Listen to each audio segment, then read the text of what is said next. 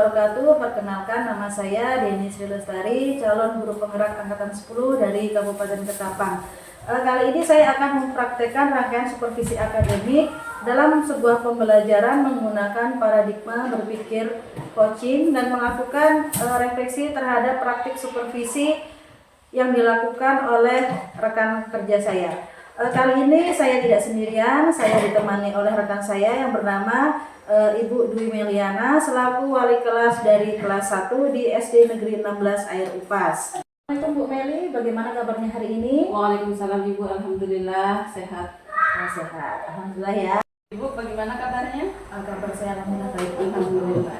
Kita hari ini ada sedikit percakapan ya Bu ya. Saya jelaskan sedikit Bu, pagi ini ada rangkaian kegiatan tahapan dari supervisi akademik Bu. Nah, di dalam supervisi akademik ini, pembelajaran ini terdiri dari 3 tahapan Bu, pra-observasi, terus observasi sama pasca observasi. Kemudian pagi ini kita akan melakukan kegiatan percakapan pra-observasi, yaitu kegiatan sebelum Ibu melakukan observasi di kelas. Nah, kegiatan ini bertujuan untuk mengembangkan atau memberi masukan kepada kegiatan yang akan Ibu lakukan nanti. Namun pertama-tama kita akan melakukan percakapan pra-observasi dulu Bu. Percakapan ini digunakan sebagai bentuk kesiapan diri Ibu untuk melakukan observasi di dalam kelas nanti. Nah, di sini ada beberapa hal yang akan saya tanyakan ke Ibu. Yang pertama nanti Ibu boleh menjawab apa yang sudah Ibu rencanakan di kegiatan yang akan dilakukan di saat observasi. Akan menanyakan beberapa hal tentang terkait kegiatan yang akan Ibu lakukan besok. Nah, Ibu ini nanti akan mengajarkan tentang apa Bu di saat observasi nanti Bu? Jadi pada saat observasi nanti, materi yang akan saya sampaikan ke anak-anak itu tentang ini membaca suku kata ba, bi, bu, be, bo. Oh gitu. Jadi materinya itu sudah masuk ya Bu ya, pada rencana yang Ibu buat. Kemudian tujuan pembelajaran Ibu apa nih dari materi yang akan Ibu sampaikan nanti? Tujuannya untuk apa? Jadi tujuan pembelajaran ini siswa itu nanti mampu mengeja, menulis, membaca dari kata yang berawal dari huruf B, seperti itu. Kemudian selanjutnya Bu, area pengembangan apa yang akan Ibu lakukan untuk kegiatan observasi nanti? Jadi area pengembangan yang akan saya gunakan nanti ada 2, yaitu jadi area pengembangan yang akan saya gunakan di sini ini menggunakan 2, yaitu pengetahuan dan keterampilan. Untuk pengetahuan, menguraikan hasil tes terhadap struktur tes laporan hasil observasi. Kemudian untuk keterampilannya, menulis rangkuman kata dan kalimat yang ada di teks hasil observasi. Seperti itu Ibu. Oke. Baik Bu, pengembangan yang akan Ibu capai nantinya ini merupakan bagian dari aspek pengetahuan dan aspek keterampilan pada siswa ya Bu ya? Iya. Baik, nah saya ingin mendengar Bu, bagaimana rancangan pembelajaran yang ingin Ibu terapkan di dalam kelas nanti, mungkin dari strategi pembelajarannya ataupun model pembelajarannya ataupun metodenya. Ya, jadi untuk strategi yang saya gunakan ini nanti pembelajaran berdiferensiasi berdasarkan kesiapan belajar siswa. Ini nanti berintegrasi pada pembelajaran sosial dan emosional. Kemudian nanti siswa ini dikelompokkan berdasarkan kemampuannya, keterampilannya, dan keaktifan siswa. Kemudian model pembelajarannya ini menggunakan problem based learning gitu. Baik Bu, jadi rencana yang akan Ibu terapkan di kelas nanti menggunakan strategi pembelajaran diferensiasi yang akan diintegrasikan dengan pembelajaran sosial emosional, menggunakan metode pembelajaran problem based learning. Dan kemudian memberikan penugasan ya Bu ya, berupa tertulis mungkin penugasannya ataupun secara lisan, tanya jawab kepada siswa yang bersangkutan ya. Kemudian bagaimana dengan media pembelajaran yang akan Ibu pergunakan dalam kelas itu Bu? Ya, untuk media pembelajarannya saya menggunakan beragam contoh teks laporan hasil observasi, kemudian menggunakan LKPD siswa, lembar kerja peserta didik siswa. Kemudian kapan nih Ibu kira-kira akan melakukan pembelajaran tersebut? kemudian di hari apa, pada jam keberapa Bu? Ya, jadi untuk pelajaran ini kan mapel bahasa Indonesia itu ada kebetulan hari Senin, nanti ada jam pertama. Jam pertama setelah upacara ya. Ya. Berarti kegiatannya akan dilakukan pada hari Senin jam pertama setelah upacara bendera Ibu ya. Nanti pada hari Senin saya akan melakukan supervisi terhadap kegiatan pembelajaran Ibu di kelas ya Bu ya.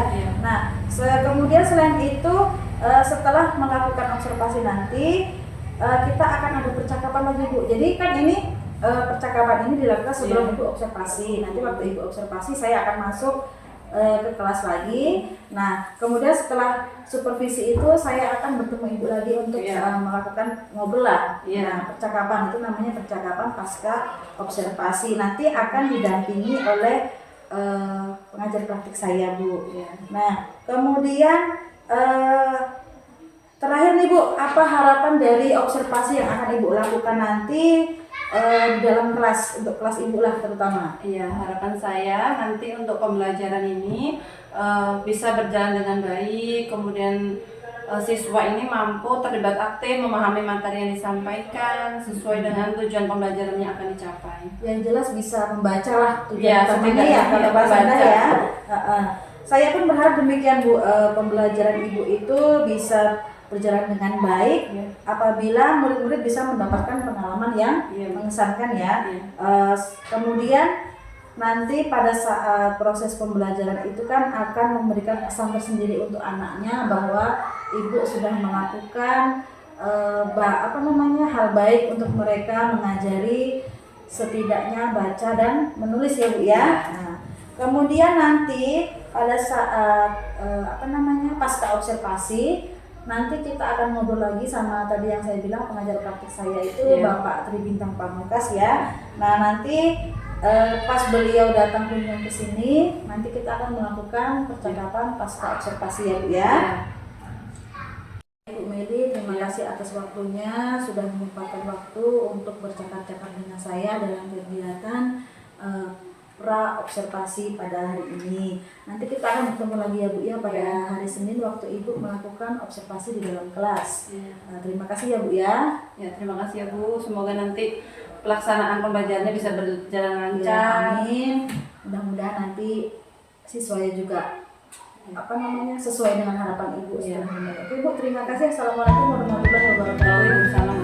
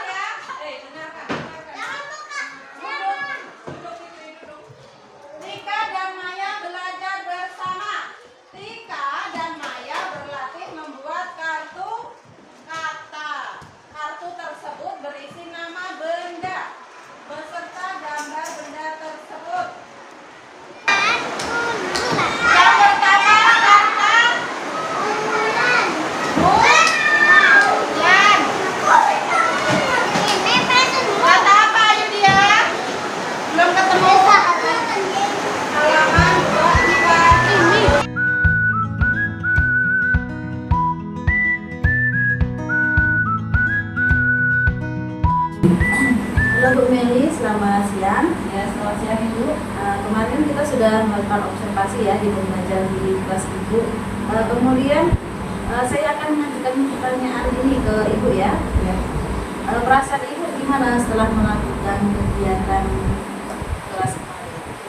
Ya, perasaan saya setelah melakukan kegiatan pembelajaran lega, senang juga karena bisa menerapkan konsep pembelajaran yang saya rancang sebelumnya seperti itu. Bisa Ibu ceritakan nggak proses pembelajarannya itu gimana kemarin? Jadi pada saat proses pembelajaran itu kami mulai kegiatan awal itu berdoa, kemudian mengabsen, kemudian menyuruh anak membuka LKS seperti itu.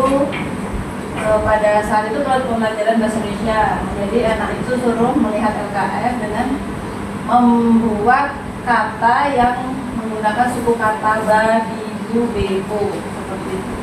Itu Ibu pakai model apa Bu pembelajarannya? Model pembelajarannya itu kemarin tetap buka dan ada bahan ajar, jadi saya membuat sendiri. Jadi setiap ada suku kata yang digulung itu nanti anak-anak tuh memotong gulungan itu, nanti dia dapat apa, misalnya suku kata baca, anak itu selalu menuliskan di papan tulis kata baca. Berdasarkan pengamatan dari hasil catatan saya kemarin, pembelajaran yang Ibu sudah lakukan itu sudah baik Bu, sudah ada kegiatan diferensiasi, kemudian PSN-nya sudah nampak, PSN-nya juga sudah nampak. Jadi kalau bisa itu nanti Ibu lebih komitmen lagi menerapkan dari KSN tersebut dan PSN. Ya. Kemudian saya tanya lagi nih, pada proses pembelajaran kemarin apakah Ibu mempunyai hambatan Bu di kelas Bu? Hambatan itu ada beberapa kan, contohnya saya itu kurang menguasai kelas, anak-anak itu ribut sendiri, kurang fokus gitu.